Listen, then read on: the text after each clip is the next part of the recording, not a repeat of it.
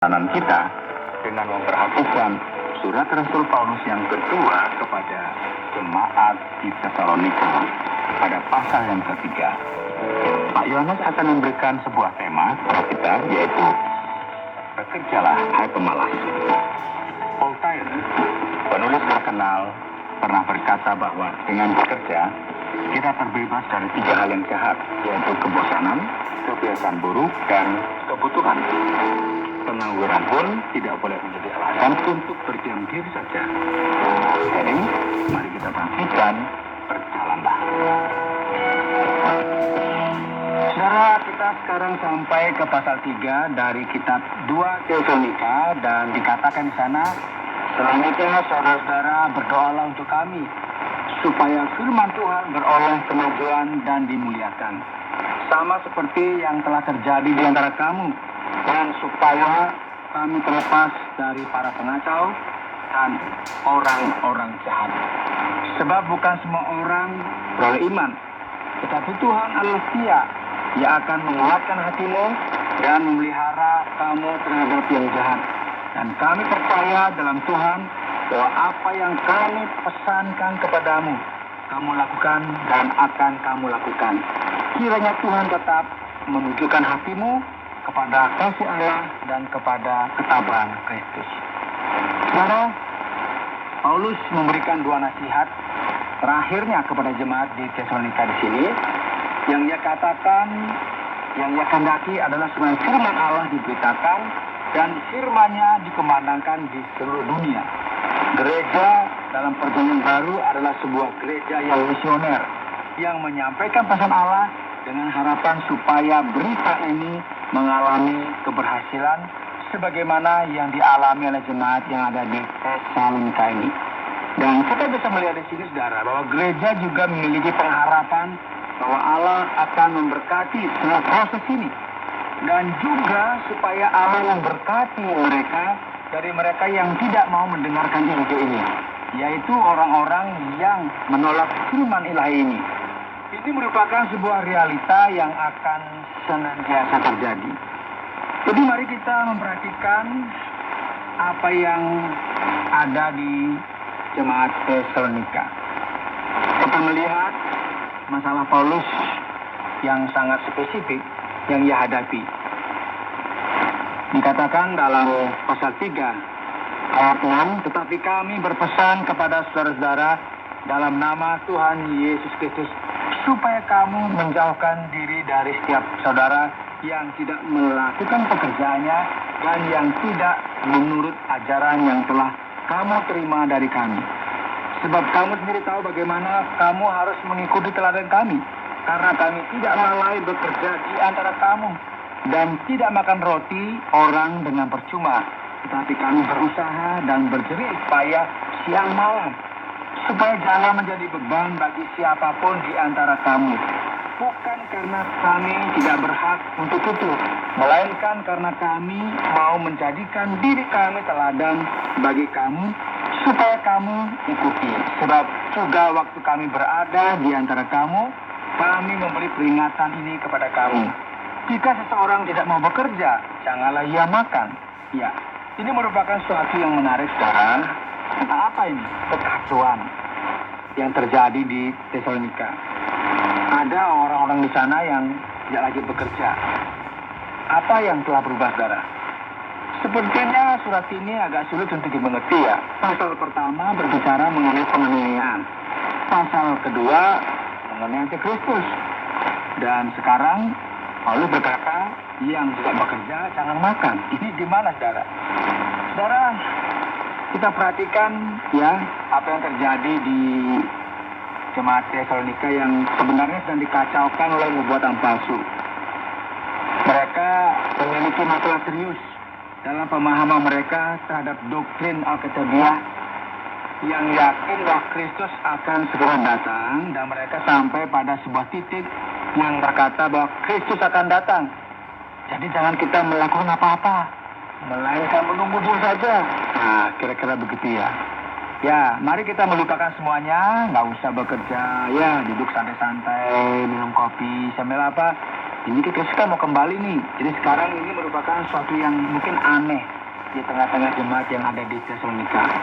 Perjanjian baru tidak pernah memberikan kita arahan seperti ini, yaitu supaya kita memprediksi kapan Kristus datang dan duduk manis, melihatkan jasa sambil menantikan Kristus kembali. Jadi akhirnya orang nggak perlu lagi ngurus yang mungkin nggak usah bekerja, nggak usah nyari rumput, nggak usah menanam jagung dan sebagainya. Ini jadinya menjadi kekacauan di tengah-tengah jemaat. Paulus harus sangat jelas dan langsung menyampaikan hal-hal yang sangat urgent ini kepada jemaat. Hai jemaat di Tesalonika, perhatikanlah ini dan camkanlah. Jangan kalian berteman dengan orang-orang yang tidak tertib, yang tidak sesuai. Dan sekarang yang menjadi masalah utama di sini adalah ketika tiba waktunya untuk bekerja, setiap orang berkata bahwa Kristus akan datang segera. Jadi mereka tidak telah bekerja. Namun ketika tiba waktunya untuk makan, mereka bertindak berbeda. Kemudian mereka tidak terima jika tidak ada makanan, karena mereka mau makan. Tidak ada seorang pun yang pernah berkata, Kristus akan datang segera. Jadi aku tidak lagi perlu makan. Jadi secara konsekuen, orang-orang ini akan pergi ke rumah tetangga-tetangganya dan makan makanan mereka yang telah bekerja. Inilah mengapa Paulus berkata kepada mereka, hai pemalas, bekerjalah. Karena sekali jika kita memanfaatkan orang lain, dan membuat masalah kepada mereka dengan materi yang kita perlukan setiap hari, namun sekarang orang-orang ini menggunakan alasan rohani untuk melakukan hal tersebut. Mereka menggunakan kedatangan Kristus sebagai sebuah alasan untuk memanfaatkan orang lain. Jadi Paulus menuliskan hal-hal yang jelas dan sangat objektif di sini. Dia berkata, perhatikanlah, ikutilah teladan yang telah aku berikan kepada kalian. Kami tidak pernah datang kepada kalian dan makan makanan orang lain. Kami bekerja siang dan malam, bekerja keras sesuai dengan yang dikatakan firman Tuhan. Aku bisa saja meminta kalian untuk menyediakan hal-hal tersebut bagi kami. Namun aku tidak pernah melakukan hal tersebut. Aku tidak pernah membebani kalian. Oleh sebab itu, orientasi ilahi di sini adalah supaya setiap orang yang tidak bekerja, janganlah makan. Dan ini merupakan sesuatu yang penting bagi kita perhatikan dan renungkan. Kita tahu betapa pentingnya memperhatikan firman Tuhan secara serius, mempelajari dan memahami doktrin Alkitabiah, dan setia kepada Kristus. Namun jika ada orang yang mungkin menjadi gila yang tidak seimbang, fanatik, dan mulai berkata mengenai segala hal yang tidak masuk akal ini, maka harus ditegur. Mereka harus dinasihati supaya tidak menimbulkan masalah di kemudian hari di dalam jemaat. Dan juga mari kita berpikir tentang hal ini, saudara. Jika seseorang tidak bekerja dan pergi ke rumah saudaranya untuk makan, masalahnya tidak akan berhenti sampai di situ, saudara. Itulah sebabnya Paulus ayat 11 dan seterusnya menyatakan dengan jelas, kami katakan ini karena kami dengar bahwa ada orang yang tidak tertib hidupnya dan tidak bekerja, melainkan sibuk dengan hal-hal yang tidak berguna. Dengan kata lain, orang-orang ini tidak hanya membebani orang lain, namun mereka juga senantiasa menggosipkan orang lain dan mulai bercerita dari satu rumah ke rumah yang lain, mengurus sesuatu yang bukan urusannya. Jadi mari kita lihat bahwa semua ini berkaitan. Mari kita perhatikan, saudara. Ketika seseorang tidak memiliki pengertian yang benar mengenai doktrin Alkitabiah, ketika seseorang tidak memiliki basis dan salah paham mengenai banyak hal, maka yang terjadi adalah kekacauan, dan ketidakpahaman ini akan menjadi aspek yang rumit dalam kehidupan orang tersebut. Segala kekacauan yang terjadi dengan orang-orang yang tidak mau bekerja dan pergi kian kemari dari rumah ke rumah untuk makan di rumah orang lain.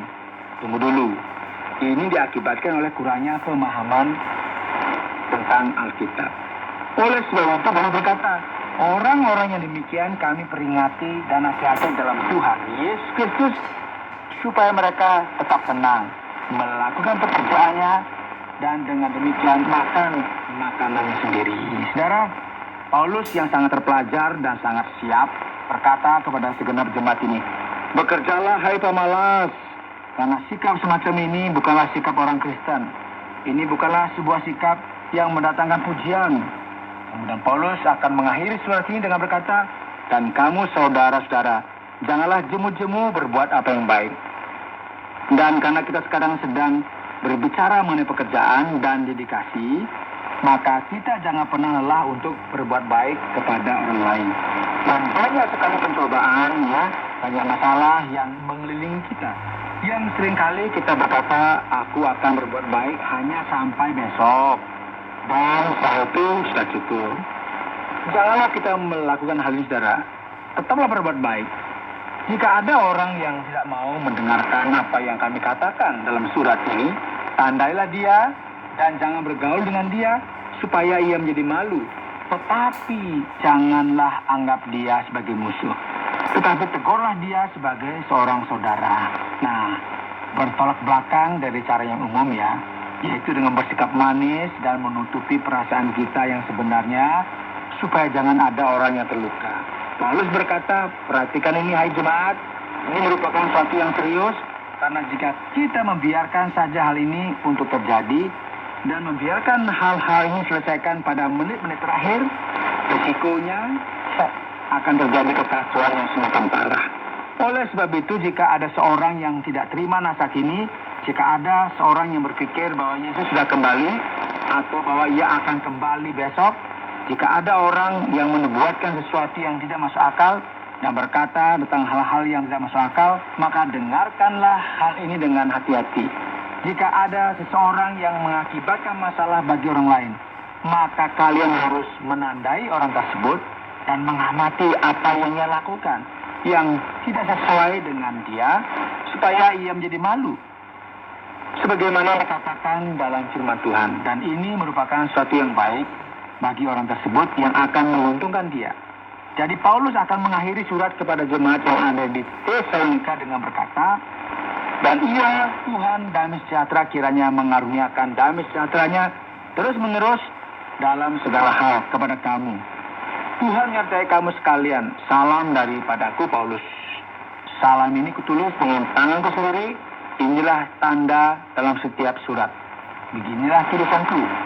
Kasih karunia Yesus Kristus Tuhan kita menyertai kamu sekalian. Saudara, Paulus mengakhiri surat ini dengan salam penutup, dan ia secara sengaja, mungkin juga karena berkaitan dengan fakta bahwa ia perlu menuliskan surat kepada jemaat di Tesalonika untuk yang kedua kali dan memberikan arahan yang benar kepada mereka berkaitan dengan beberapa masalah dan keperluan yang dibutuhkan oleh gereja, ya. Paulus dengan sengaja mengatakan, perhatikan ini, aku sendiri yang menuliskan surat ini dengan tanganku sendiri. Paulus kadang meminta orang lain untuk menuliskan surat bagi dia, seorang yang tulis begitu, ya, yang sangat umum dilakukan dalam dunia kuno pada masa itu.